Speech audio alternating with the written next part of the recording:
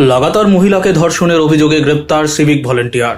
পুলিশের প্রভাব খাটিয়ে ঘটনা জানাজানি করলে ভিডিও ভাইরাল করে দেওয়ার হুমকি।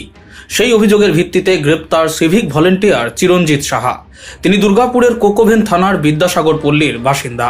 পুলিশ সূত্রে জানা গিয়েছে, চলতি বছরের 28শে এপ্রিল এক মহিলা দুর্গাপুর মহিলা থানায় লিখিত অভিযোগ দায়ের করেন।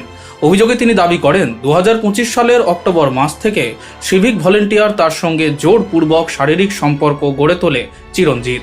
পাশাপাশি বিষয়টি কাউকে জানালে ভিডিও ভাইরাল করে দেওয়ার হুমকিও দেওয়া হয় বলে অভিযোগ। তদন্তের ভিত্তিতে কোকোভেন থানা এলাকার বিদ্যাসাগর পল্লী থেকে অভিযুক্ত সিভিক ভলেন্টিয়ারকে গ্রেপ্তার করা হয়। তারপরেই রবিবার দুর্গাপুর মহকুমা আদালতে তোলা হয়। বিচারক 5 দিনের পুলিশি হেফাজতের নির্দেশ দেন। সিভিক ভলেন্টিয়ারের গ্রেপ্তারের ঘটনাকে ঘিরে এলাকায় চাঞ্চল্যের সৃষ্টি হয়েছে। তো সিভিক ভলেন্টিয়ার উনি কোকোভেন পিএস এর সাথে অ্যাটাচড আছেন।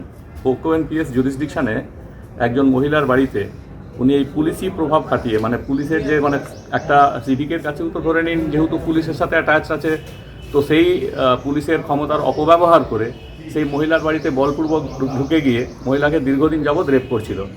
ও ক্রিমিনাল ইন্টিমিডেশন করছিল, ওকে ভয় দেখাচ্ছিল নানানভাবে, যে যদিও এই সমস্ত ঘটনা পাবলিকে নিয়ে আসে কিংবা যদি পুলিশকে কমপ্লেন করে, বলছিল যে পুলিশের সাথে তার নাকি বিশাল বড় বড় পুলিশের উপর মহলদের সাথে তাদের বিশাল পরিচয় আছে। আর একরকম কিন্তু এখানে এই জিনিসটা স্পষ্টও হচ্ছে, এই রেপের ঘটনাটি রিপোর্ট করা হয়েছিল গত মাসের 28 তারিখে। আজকে আপনারা দেখুন কত তারিখ, আজও প্রথম অ্যারেস্ট হয়েছে। মানে আজ 33-34 দিন যাবৎ সেই ছেলেটি একটা রেপের মতন ঘটনা এই দুর্গাপুরের বুকে ঘটিয়েছে, কিন্তু অ্যারেস্ট হয়নি।